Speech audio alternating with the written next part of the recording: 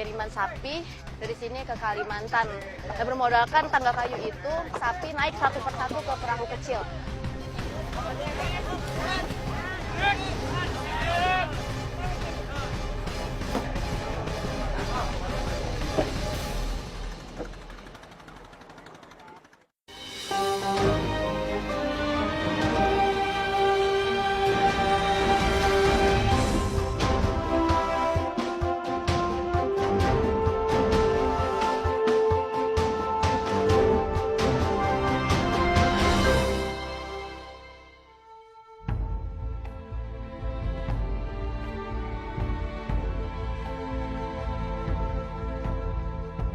Kami tim Indonesiaku kali ini berada di Pasar 10 Kabupaten Bangkalan.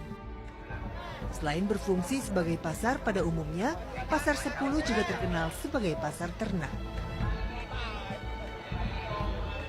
Di bagian dalam terdapat lapak khusus bagi warga untuk melakukan transaksi jual beli sapi.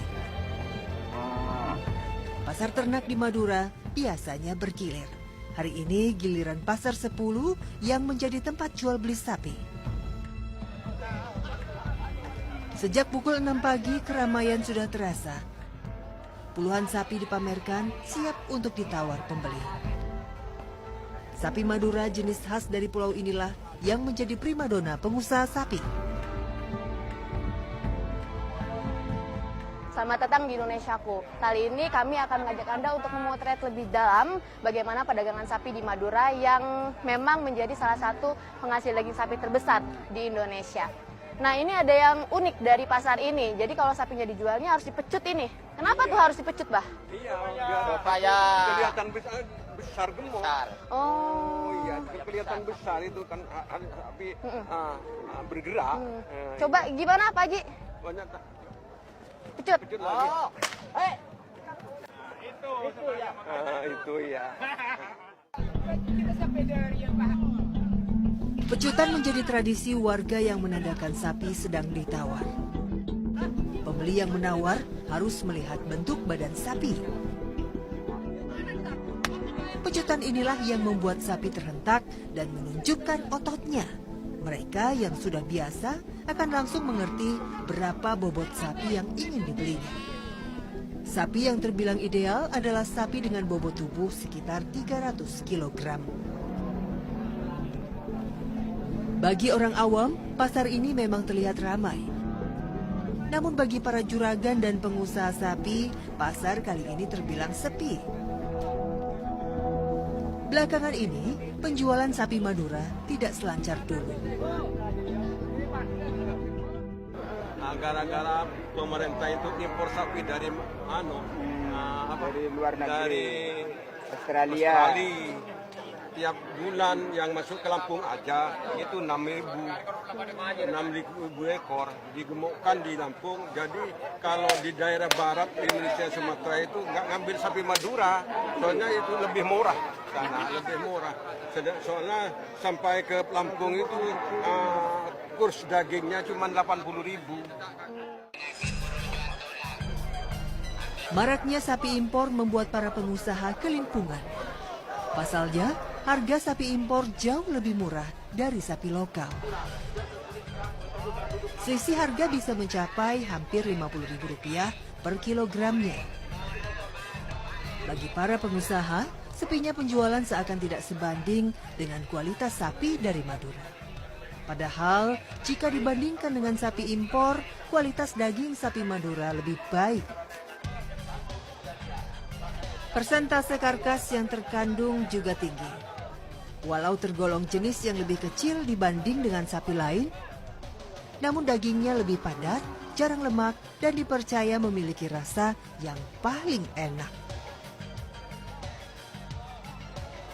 Di pasar ternak 10 ini berlaku sistem jual beli lelang yang telah lama menjadi acuan warga.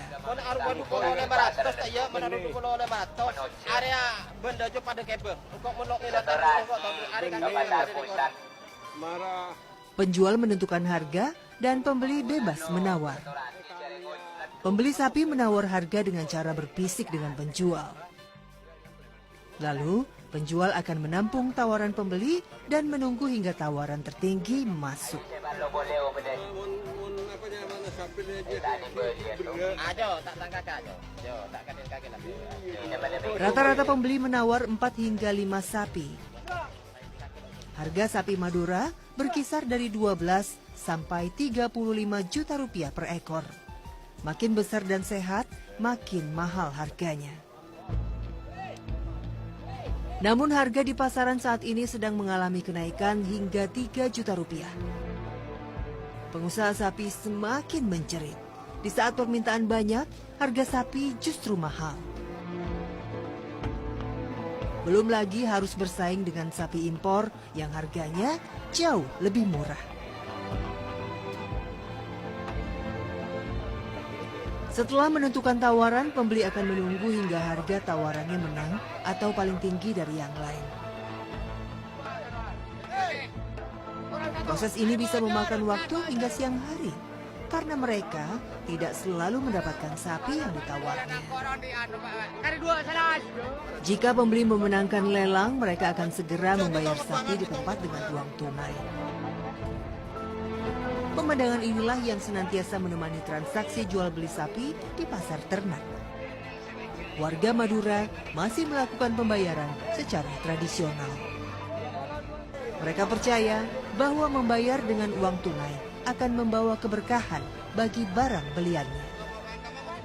Hari ini merupakan hari keberuntungan bagi Haji Sukron. Setelah menunggu sejak pagi hari, akhirnya harga yang diajukannya memenangkan pelelangan.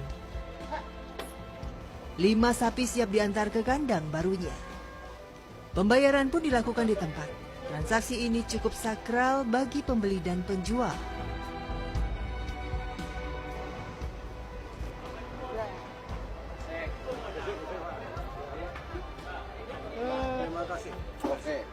Jadi ini merupakan tradisi warga. Jadi kalau sudah deal, uang membeli sapinya disentuhkan ke tanah. Jadi tanah itu sebagai saksi dari transaksi jual beli sapi itu.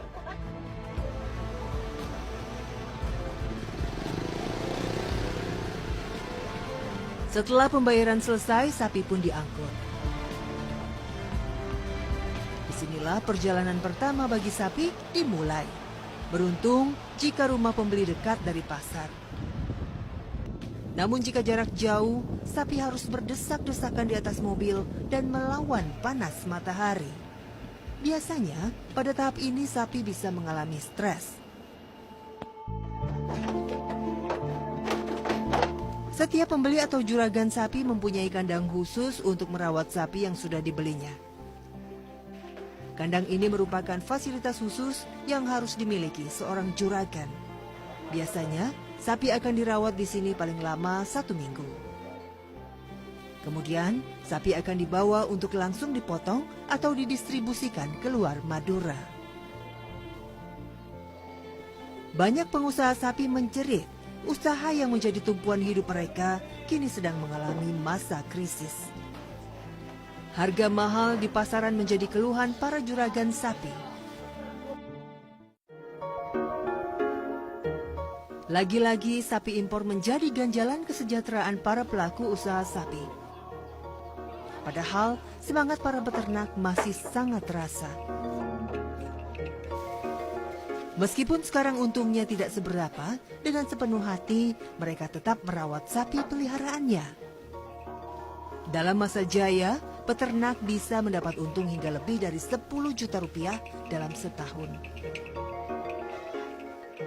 Namun sekarang, mereka hanya bisa meraih untung sekitar 2 juta rupiah.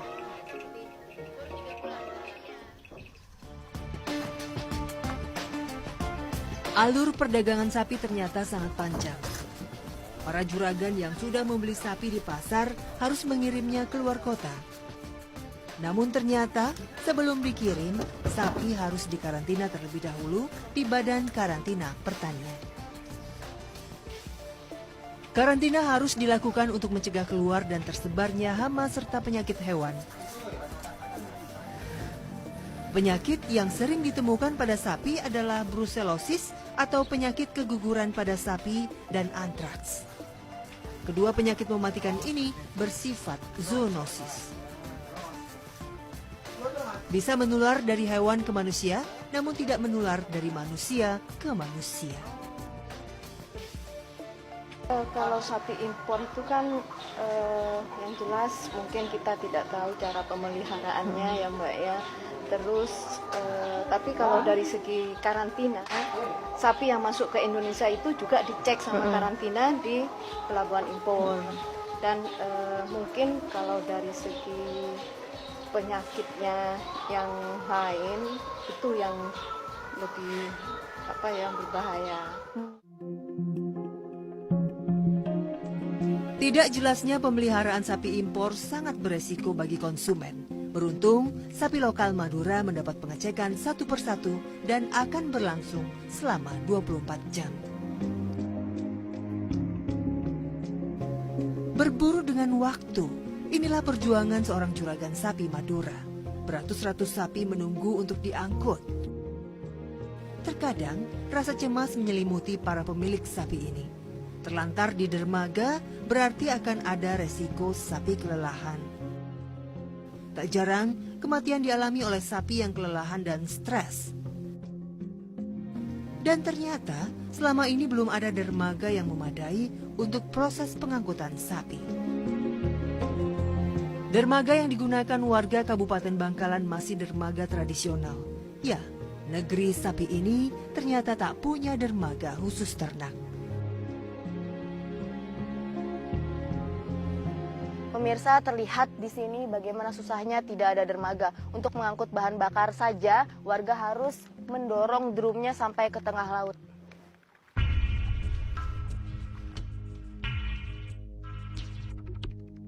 Butuh belasan orang untuk mendorong 20 drum BBM. Mereka tidak membantu secara cuma-cuma. Untuk sebagian warga, ini merupakan kesempatan mendapatkan uang. Ibu setiap ada ngangkut sapi, bantuin angkut bahan bakar itu? Iya, kalau misalnya punya solar gitu, yang angkutin sapi. Kalau enggak ya enggak. Dibayar berapa Bu setiap angkut itu? Kalau itu per satu itunya 15.000.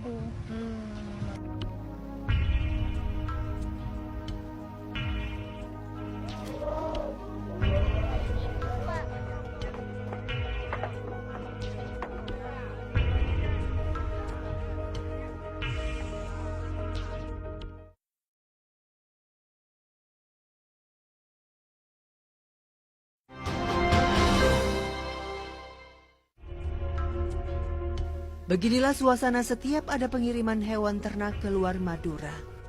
Dari pantai Telaga Biru ini, sapi akan dikirim ke daerah Kalimantan. Pengiriman dilakukan secara rutin setiap minggu. Namun, berdasarkan keterangan pihak karantina, pengeluaran sapi di Kabupaten Bangkalan mengalami penurunan setiap tahunnya. Yang biasanya bisa 3 kali dalam seminggu, beberapa bulan terakhir hanya bisa mengirim 1 kali seminggu. Setelah persiapan pendukung seperti BBM dan rumput selesai diangkut ke kapal, kali ini giliran persiapan utama, yaitu mengangkut sapi. Tidak adanya dermaga membuat proses pengangkutan terhambat. Sapi pun dipaksa turun langsung terjun ke laut. Ya, ini adalah proses awal dari pengiriman sapi dari sini ke Kalimantan. Dan bermodalkan tangga kayu itu, sapi naik satu persatu ke perahu kecil. Nantinya kalau udah kekumpul sampai 18 sapi, baru diangkut ke kapal yang besar di tengah laut sana.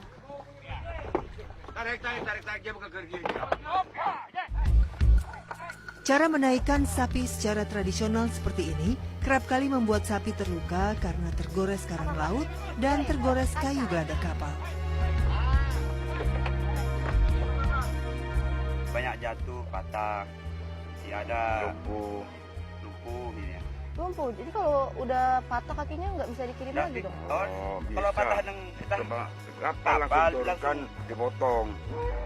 Sampai ke tujuan ke Bangkuma itu. Oh, masih tetap dikirim walaupun kakinya sakit? Iya. Oh, karena sampai sana langsung dipotong? Kalau dijual di sini kan rugi banyak kan. Proses pengangkutan sapi ke perahu membutuhkan banyak orang. Pasalnya, banyak sapi yang sulit untuk naik ke perahu. Tidak jarang, mereka harus benar-benar dipaksa. Aduh, terima kasih Kak. Setelah perahu berukuran 2 kali 5 meter ini penuh, kami pun berangkat menuju kapal besar. Jarak menuju kapal cukup jauh. Tapi mau bagaimana lagi? Kapal tidak bisa bersandar di dekat pantai karena airnya terlalu dangkal. Di sini ujian kedua dimulai. Setelah memaksa sapi naik ke perahu kecil, awak kapal harus membuat sapi menyeberang ke kapal besar. Tahap ini termasuk berbahaya bagi sapi maupun awak kapal sendiri. Tidak jarang banyak awak kapal yang sering terluka karena terinjak sapi. Memang tidak mudah membuat sapi loncat ke jembatan kayu ini. Sapi yang ketakutan bisa saja jatuh.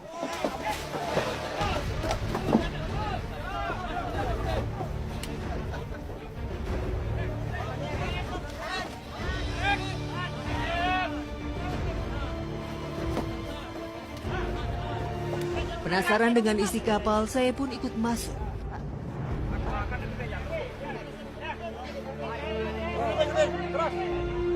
Suasana di dalam kapal tidak kalah ramai.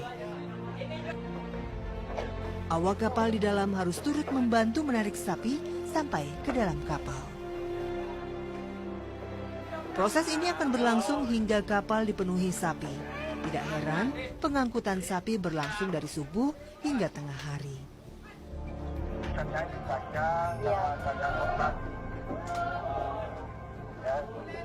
Kalau saya mohon maaf tidak kepada kapal.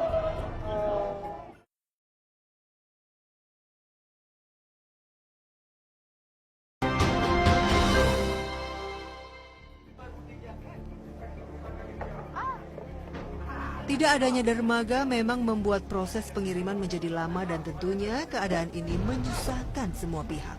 Suka ada yang ngamuk sapinya, Pak. Kapal tidak bisa bersandar di bibir pantai Telaga Biru dan mengharuskan pemilik kapal mencari tempat lain untuk berlabuh. Fandi misalnya, biasanya harus menyandarkan kapal di Kabupaten Sumeneb atau Gamal. Jika hari pengiriman sudah pasti, barulah kapal diambil untuk ke Telaga Biru.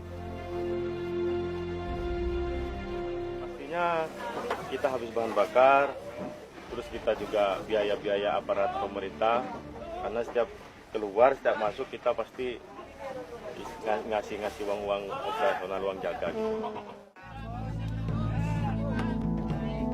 Namun begitu, Fandi menyatakan tidak setuju dengan tol laut yang dicanangkan Presiden Jokowi. Karena menurutnya, tol laut hanya akan dibangun di kota besar, dan itu akan menyulitkan pemilik kapal yang ada di daerah pedalaman. Kapal kayu pengangkut seperti ini memang sangat rentan dengan ombak besar dan benturan karang. Sudah tidak terhitung berapa kecelakaan yang dialami pengusaha sapi.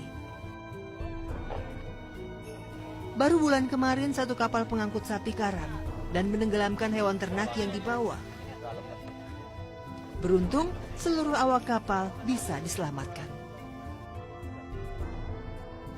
Kapal kayu pengangkut sapi ini bisa memuat hingga 400 sapi dan 300 kambing. Namun, kali ini hanya 283 sapi dan 320 kambing yang akan dikirim ke Kalimantan. Tim Indonesiaku bermaksud mengikuti perjalanan kapal pengangkut hewan ternak ini. Namun kami tidak diberi izin ikut berlayar dengan alasan keselamatan. Iya.